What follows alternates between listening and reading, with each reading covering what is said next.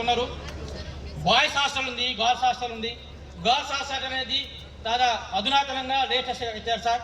కానీ boys hostel మేము ఎప్పుడో 89-90లో చదివినప్పుడు మాత్రమే ఆ బాయ్స్ హాస్టల్ కట్టారు సార్.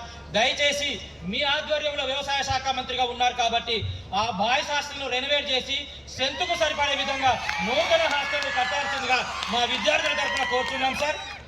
అదేవిధంగా సార్, తెలంగాణలో రాజేంద్ర నగర్ తర్వాత అంతటి లెగసీ సీనియర్ కాలేజీ మన అశ్వారాపేట 35 సంవత్సరాలు ఉంది సార్.